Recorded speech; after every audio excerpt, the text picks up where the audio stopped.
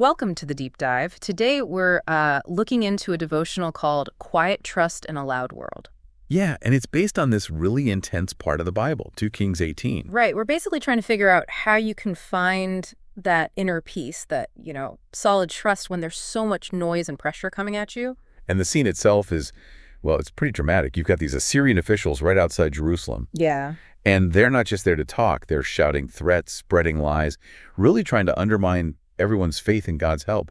It's psychological warfare, basically. Totally. And the devotional really highlights verse 36, where it says, but the people remained silent and said nothing in reply, because the king had commanded, do not answer him. That silence, that's the thing. Exactly. That's the core idea, right? That maybe real strength isn't about shouting back. Sometimes it's found in quiet confidence, trusting something bigger. Mm-hmm. So let's get into the first lesson from this. Don't let the enemy shake you. Okay. And what's interesting is how the devotional sort of unpacks what the Assyrians were actually doing. Oh, so? Well, they were using fear, right? Yeah. And lies. Right. Trying to make people doubt God, doubt their safety. And the devotional connects that directly to the kind of enemy we deal with now. You mean like our own anxieties or negative voices around us? Exactly that. Those things that try to chip away at your peace, make you feel like maybe God's forgotten you or you're just not strong enough. Things the devotional calls lies. That word lies is pretty direct. It makes you really stop and think about those negative thoughts. It does. We all have those moments, don't we? Where doubt just floods in and the pressure feels like too much. Yeah, definitely. So, practically speaking, what does the source say we can do when we feel shaken like that? How do we counter those lies? Well, it gives a few clear steps. Yeah. First, it says, lean into Scripture. Focus on truth to push back the fear. Strengthen your faith that way. Okay, makes sense. Second, find supportive people. People who speak truth build you up. And importantly, maybe step back from those who just fuel the fear and negativity. Good point. Surround yourself with the right voices. Right. And third, just pray.